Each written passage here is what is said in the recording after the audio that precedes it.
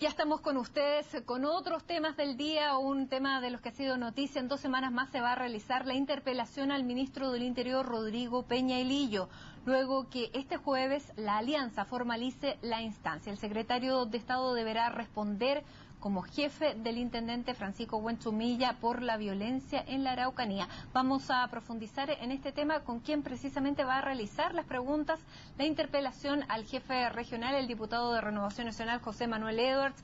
Diputado, bienvenido, gracias por estar con nosotros aquí en CNN. Muchas gracias por la invitación.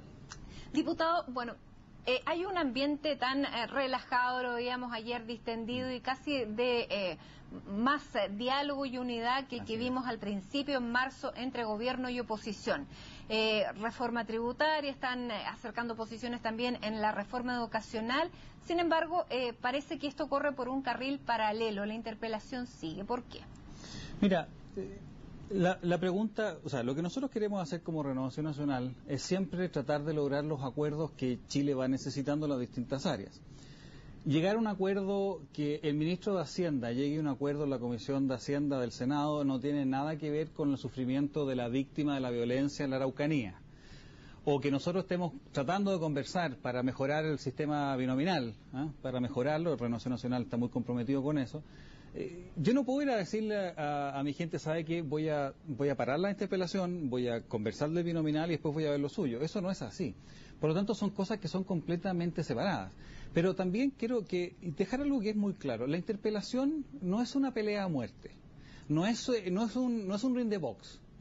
Lo que nosotros queremos es simplemente hacerle preguntas ciudadanas al ministro y queremos comprometerlo. Y fíjate que yo creo que ya hemos sido muy exitosos. ¿Sabes por qué? Cuando nosotros comenzamos la interpelación, cuando amenazamos con la interpelación, creo que 3 días después el ministro fue a la zona. Y no solamente eso, no se había juntado nunca con las víctimas de la violencia y nosotros le dijimos vamos a interpelarlo, entre otras cosas, porque no es posible que no se haya juntado con las víctimas y prácticamente el intendente no se haya juntado se haya juntado una vez, pero prácticamente no había ninguna atención a lo que está viviendo esa pobre gente.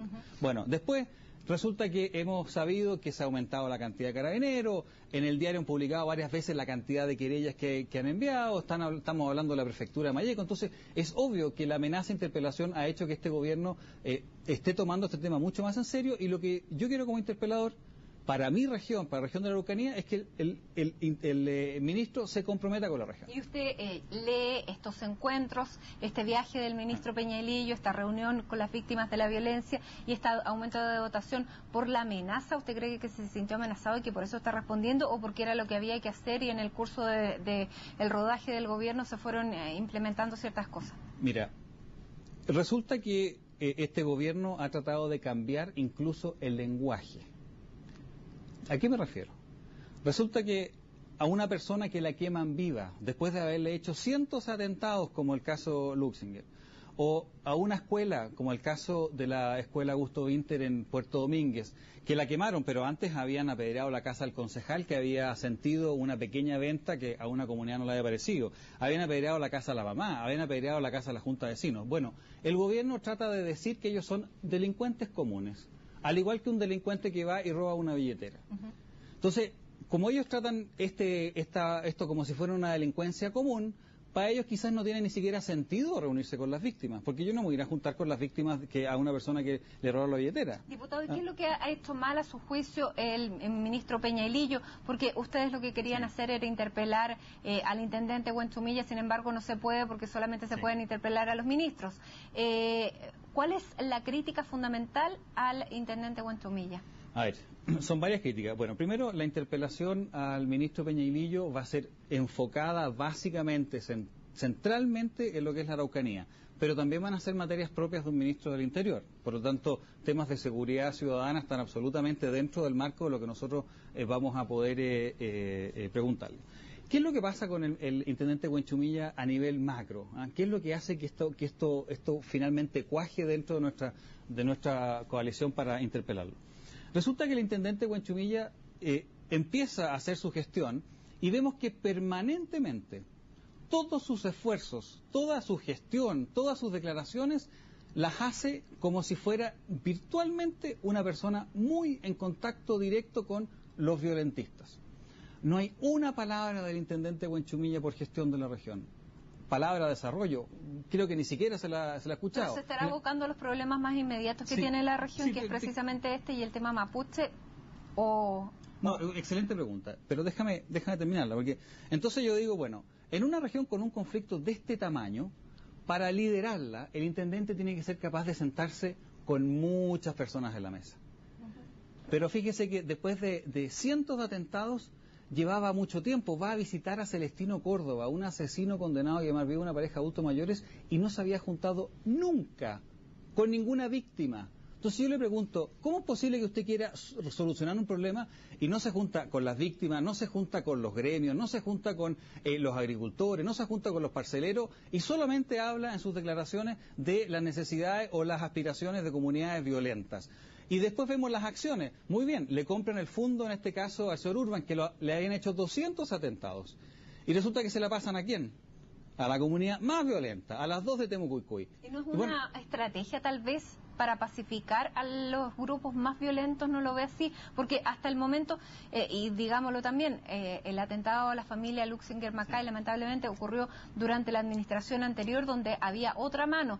¿Fueron más exitosos durante el gobierno de Sebastián Piñera en la zona o los resultados son básicamente los mismos? A ver, aquí hay que separar, ¿no es cierto? Primero, el intendente va y nos dice: lo que yo estoy haciendo es una política de anticipación, ¿no es cierto? Entonces va y se junta con los huelguistas, va y se junta con las comunidades violentas, se junta con Celestino Córdoba, hace esto, puede ser una estrategia distinta. Sí, entonces yo diría, si se está haciendo todos estos gestos, vamos a ver los resultados.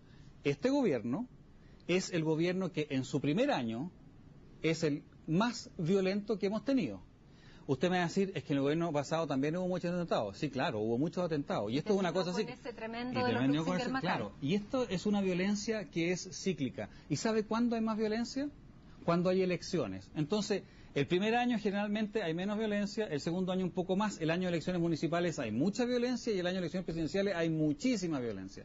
Pero este año ya hemos tenido 145 atentados. 145, que es mucho más que cualquier primer año de gobierno que sea comparable. Entonces yo le digo, bueno, intendente, usted ha hecho una política de anticipación, no se ha juntado con las víctimas, no ha hecho esto, no se ha preocupado del desarrollo, ¿y cuál es su resultado? Entonces yo le digo, ¿sabe qué? Mira, y hay cosas que uno ve. Cuando se le compran las tierras, en este caso a Urban, y se le entregan a las comunidades violentas, el intendente hace una declaración y dice algo así como del estilo, bueno, espero que ahora se queden tranquilas. Entonces, ¿sabe lo que le responde el señor de la comunidad de Temucuicui?